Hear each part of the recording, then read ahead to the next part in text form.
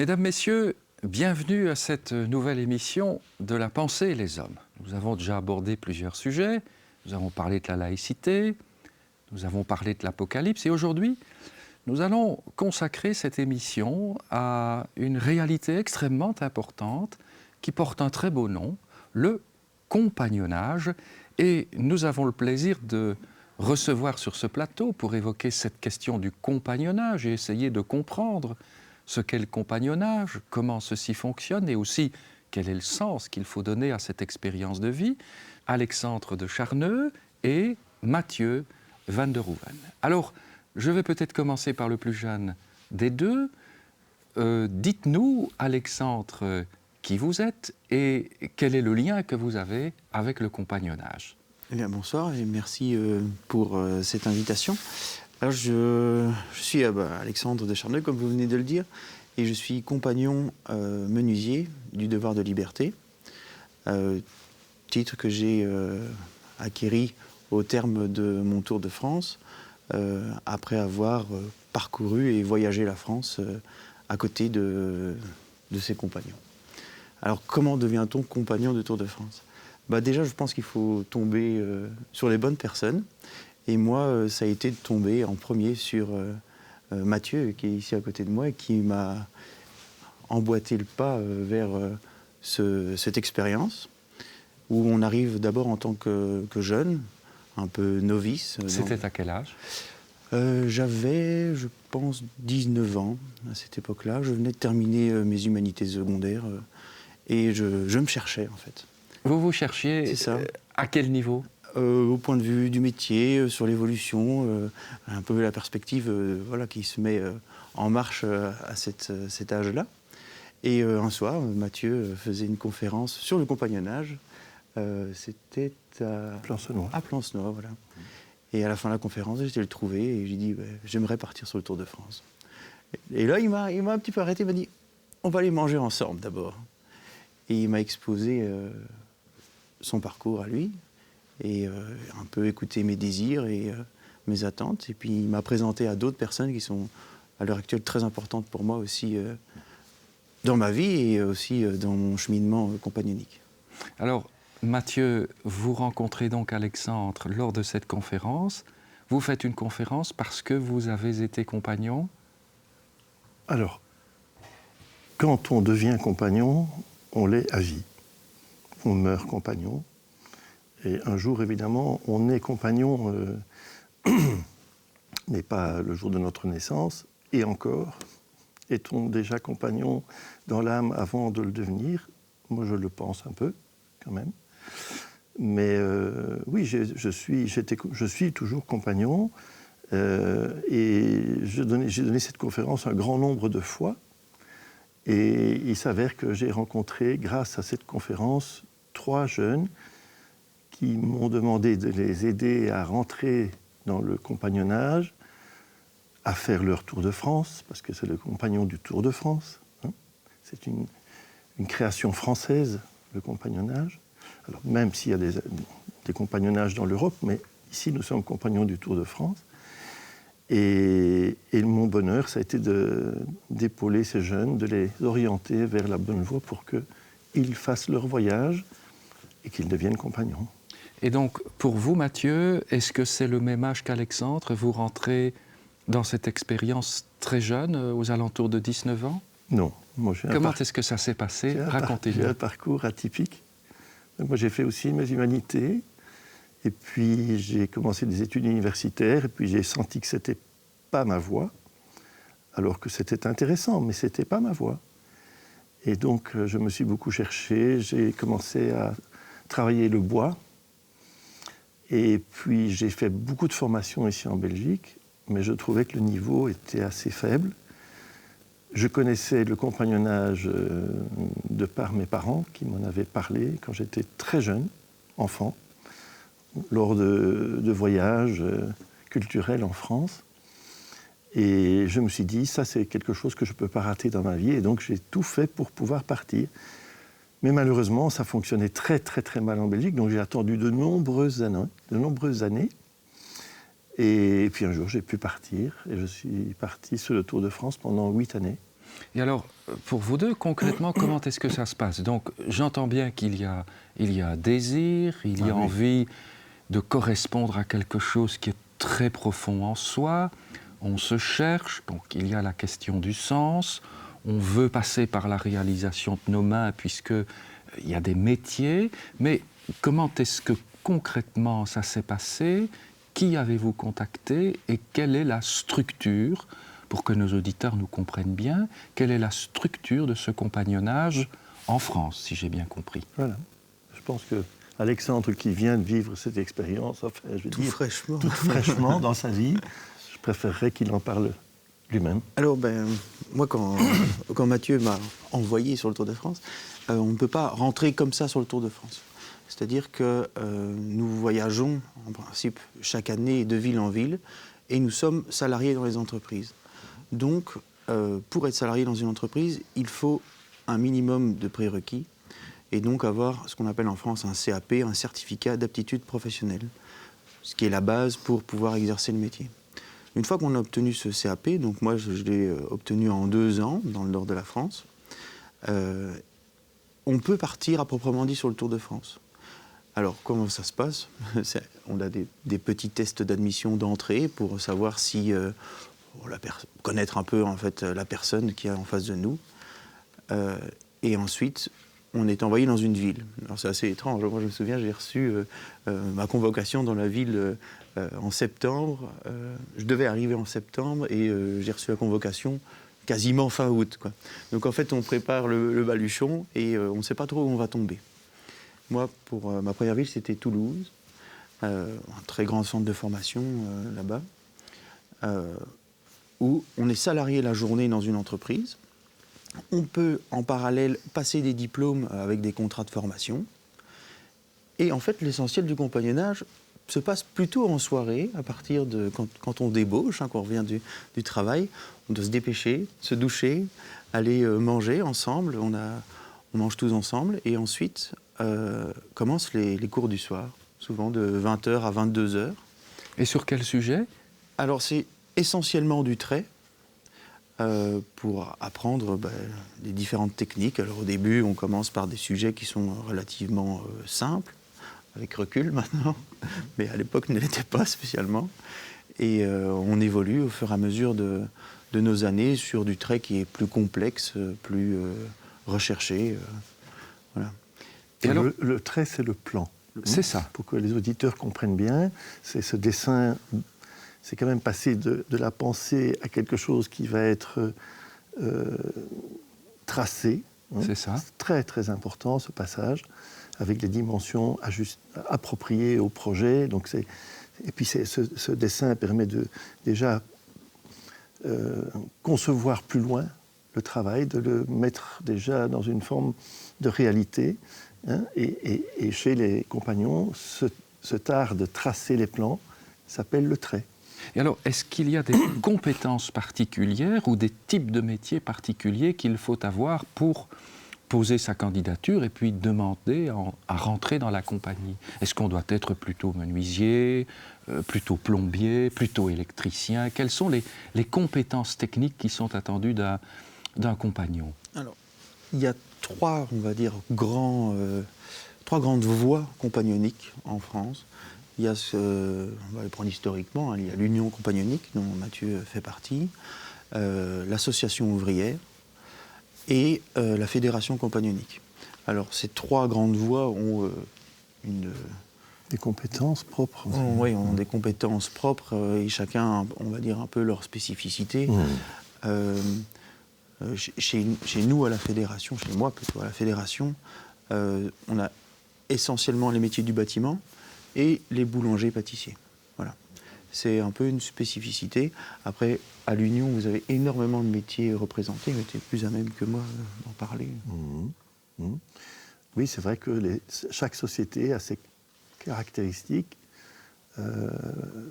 Mais ce qui est quand même important de dire, c'est vrai qu'au départ, c'était vraiment les métiers du bâtiment. C'est ça. Et là, c'est intéressant parce que vous évoquez le terme origine du compagnonnage.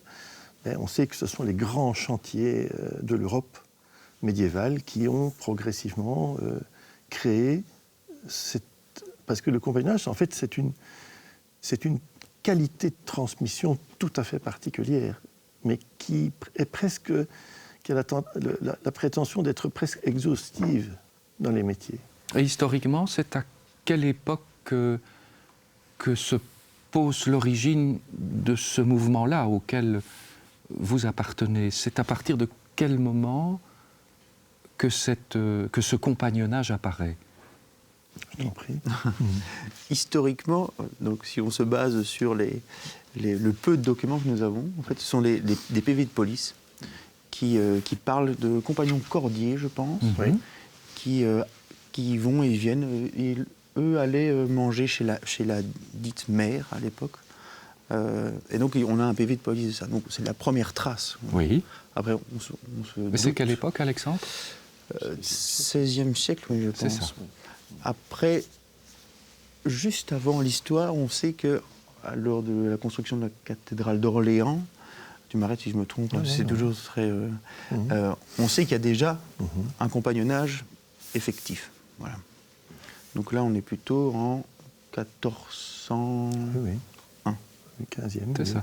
le 15e Alors, siècle. on voit donc bien qu'il y a toute la portée technique, peut-être même technologique, le métier, différentes compétences, des champs d'action sur le chantier. Puis, il y a donc la vie en commun.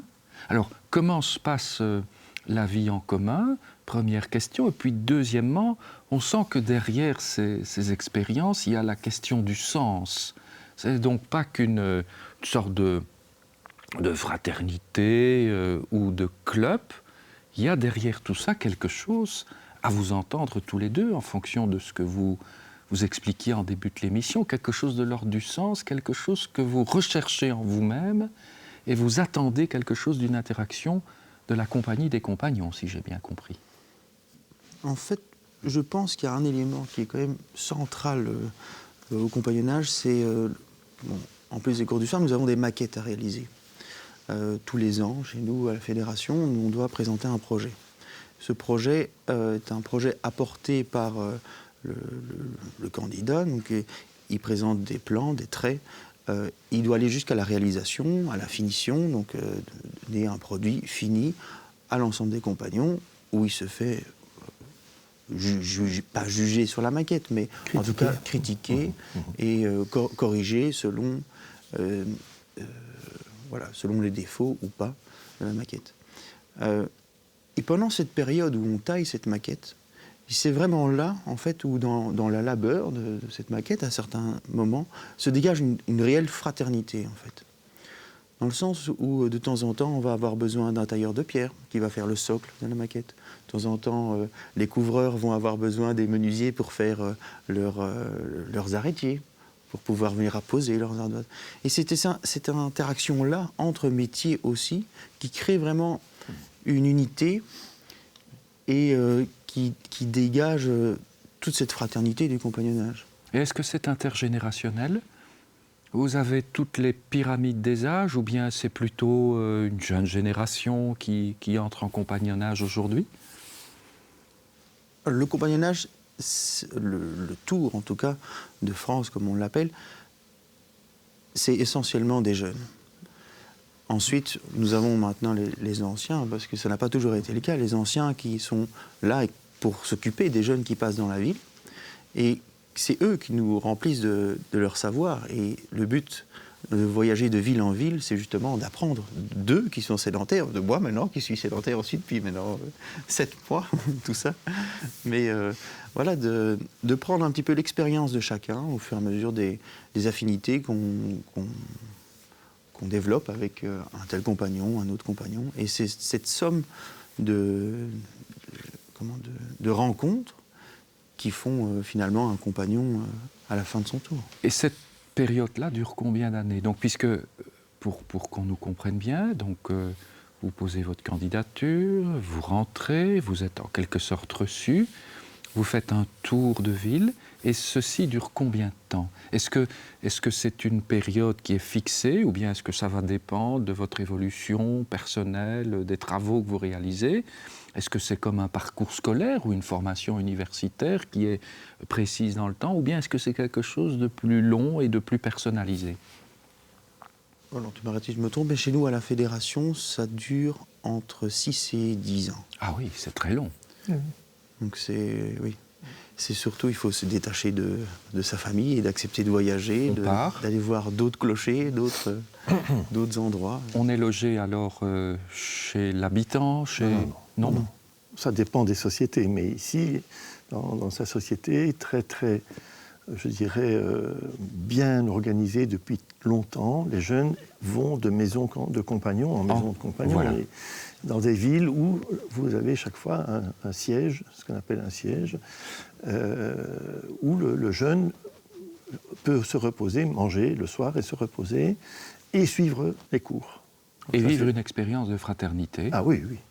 Et alors, cette période, une fois qu'elle est terminée, qu'est-ce qui se passe? Parce que vous êtes un compagnon senior, et j'ai envie de dire Mathieu, Oui, tout à et fait. Alexandre est un jeune compagnon qui vient donc de terminer apparemment une partie importante. Et donc maintenant, qu'est-ce que vous faites, Alexandre? Ben, je commence seulement. Vous commencez.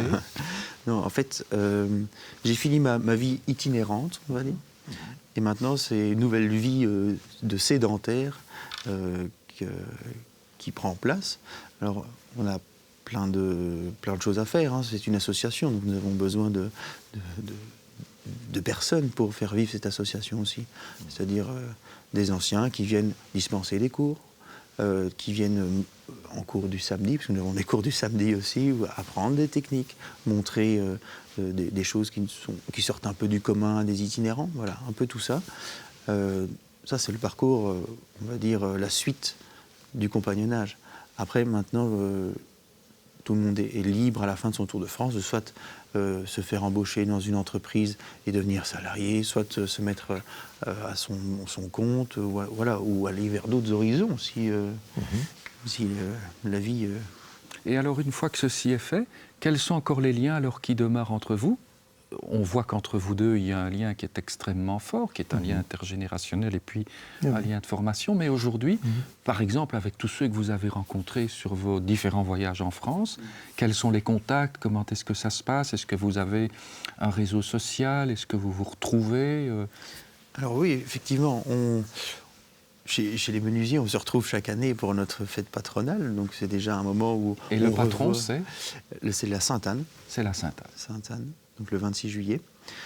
Et on se retrouve, on discute avec les gens qu'on n'a pas spécialement revus depuis longtemps ou avec lesquels on a perdu un peu contact ou même ceux qu'on a l'habitude de côtoyer. Voilà. C'est un moment assez festif. Sinon, on a quand même tout un maillage. Quand on traverse la France comme ça de long en large, il y a toujours quelqu'un dans un endroit qu'on connaît ou chez qui on est passé une fois. Et puis voilà, c'est assez comique. Hein, quand on traverse la France, même de manière anodine, on sait, ah tiens, il y avait un compagnon là, je me souviens, j'ai été visiter une scierie là, où j'ai été là-bas. Donc c'est tout un maillage. Tout à fait. Alors, on a un petit peu regardé du côté de l'expérience concrète, comment on le devient, ce qui se passe. Puis on voit un peu la structure à la fois française et puis internationale. Mais il y a quelque chose qui est frappant, c'est donc, comme je le disais au début de l'émission, c'est la question du sens. Mathieu, qu'est-ce que vous mettez derrière ce mot sens? Et est-ce qu'on pourrait dire que l'expérience du compagnonnage est une expérience de transformation? Et j'ai même envie de dire, est-ce que c'est une forme d'initiation? Alors moi je dirais, en tous les cas, c'est une école de vie. Mais si je puis me permettre, je dirais c'est vraiment une école de vie dans laquelle il y a énormément de richesse pour un jeune, puisqu'on est quand même dans une émission qui s'appelle La pensée et les hommes.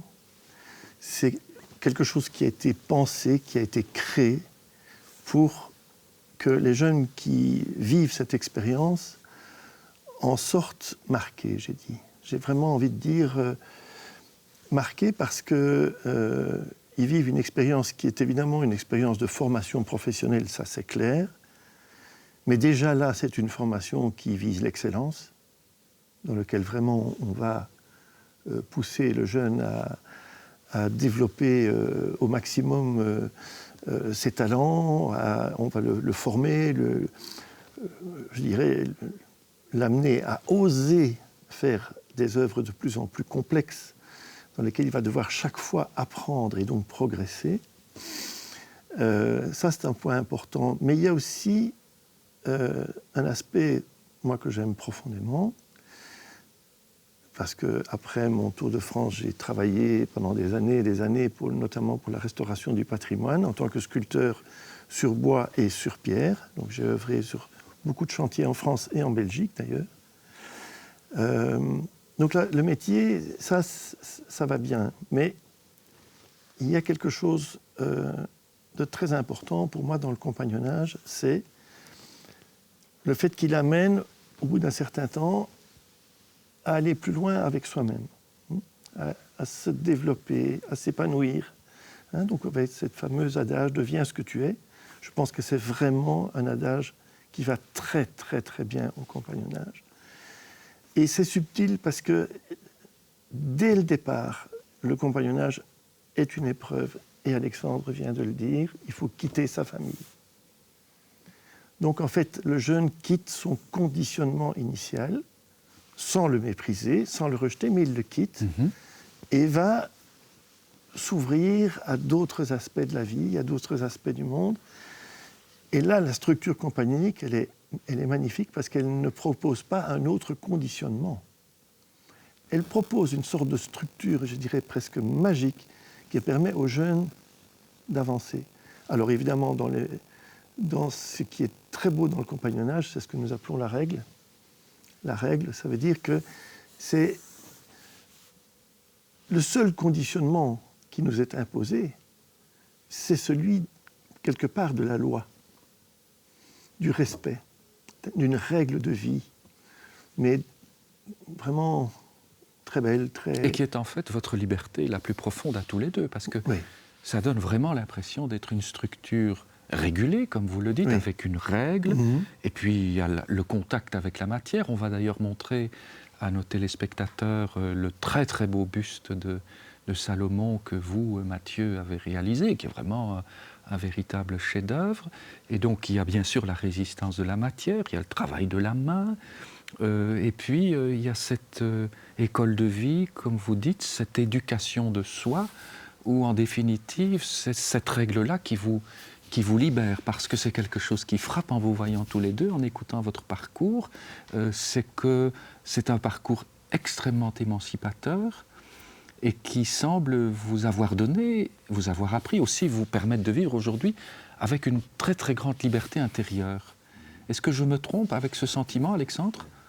Oui, une des premières leçons que le compagnonnage m'a apportées, c'est toi qui me l'as donnée en fait. On s'est arrêté sur une aire d'autoroute, un jour il m'a emmené pour chez mon premier patron. Et il s'est arrêté sur l'aire d'autoroute et je voulais lui payer l'essence pour qu'il m'amène jusque là-bas, parce qu'il me semblait logique. Et il m'a dit « Alexandre, tu apprendras une chose dans le compagnonnage. D'abord, on reçoit et puis on redonne. » Et là, ça fait son effet quand même. Oui, et c'est ça, en fait. Tout le Tour de France, on reçoit énormément. Et un jour, c'est à nous de le restituer. Et... c'est à la fois ça n'a pas de prix à l'heure actuelle. C'est une grande tradition et puis c'est une transmission. Alors on va parler, parce que le temps passe évidemment et on arrive presque à la fin de notre émission, vous allez nous parler d'une activité très importante, Alexandre, qui va se passer à Bruxelles et au sujet de laquelle on aura l'occasion de revenir. Mais avant ça, brièvement, vous êtes venus avec 2-3 objets qui sont là. Oui. Est-ce que vous nous en dites tous les deux, vous et Mathieu, ce qu'il en est, qu'est-ce que c'est, qu'est-ce que ça représente? Alors, le premier objet qui est très très symbolique, c'est ici la canne de compagnon. Donc, c'est quand même un pèlerinage, le Tour de France. Donc, c'est ça. Comme à l'époque, il parcourait la France avec un bâton de marche. Ici, nous avons notre canne de compagnon. Qu'on vous a remise un jour. Qu'on m'a remise un jour. D'une cérémonie un peu officielle ou bien Oui, c'est officiel. Et elle est à vous pour toujours? Elle est à moi pour toujours. Est-ce que vous la retransmettrez après ou bien... Non. Non, elle vous appartient. C'est très personnel. Je C'est peux, très je personnel. peux peut-être la léguer au moment de ma mort. Voilà. On verra. Voilà. C'est une canne qui est faite à ma mesure, disons. Et ici, vous avez ce qu'on appelle des couleurs. Ce sont nos attributs, en fait, hein, les cannes, les couleurs, qu'on met quand on se rassemble pour des réunions mensuelles. Voilà, donc ici, vous avez les couleurs de ce qu'on appelle PCP chez les compagnons. C'est le premier compagnon en place. C'est celui qui a la chance de pouvoir voilà, diriger la réunion, qui est une réunion pour s'assurer que tout se passe bien avec les jeunes itinérants en ville et l'avancement des maquettes et autres sujets qui requièrent de l'association. Et attribut que vous portez sur vous à des moments plus officiels, plus festifs aussi. Il y a un attribut que mon ami Mathieu porte sur lui, c'est les joints, qui sont aussi tout un symbole. Je te laisse en parler. Alors, c'est quelque chose qu'on a le droit de porter, en tous les cas chez nous, 5 ans après avoir été reçu compagnon. Donc on fait son tour de France, on présente son chef-d'œuvre, dont vous avez parlé tout à l'heure, et puis il faut encore 5 années où on montre combien on transmet aux jeunes. Et quand on a bien montré qu'on savait transmettre aux jeunes, on a le droit de porter ce qu'on appelle les joints. Et alors ces joints ont une très belle histoire en fait. Donc à la période de la construction des cathédrales au Moyen-Âge, il y avait un énorme protectionnisme entre les différentes régions. Il ne fallait surtout pas qu'un artisan franchisse la frontière de la région parce qu'il venait manger le pain de ceux qui travaillaient dans la région.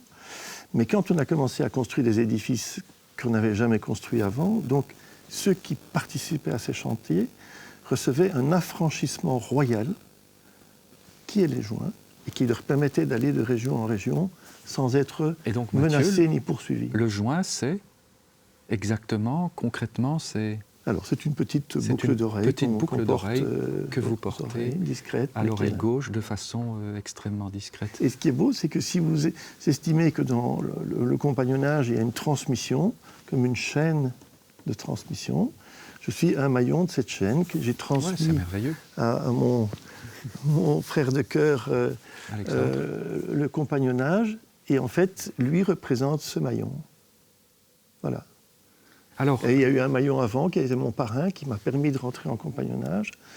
Et puis j'ai permis à Alexandre de partir sur le tour, et ça a été une merveille. Et voilà, donc c'est ça, on est dans une chaîne de transmission. Une chaîne de transmission et une chaîne d'union aussi, parce que vous êtes extrêmement unis par une profonde fraternité. Alors, le prochain grand événement qui aura lieu à Bruxelles, vous nous en dites quelques mots? Alors oui, donc comme je disais tout à l'heure, nous organisons donc la Sainte-Anne nationale qui aura lieu à Bruxelles.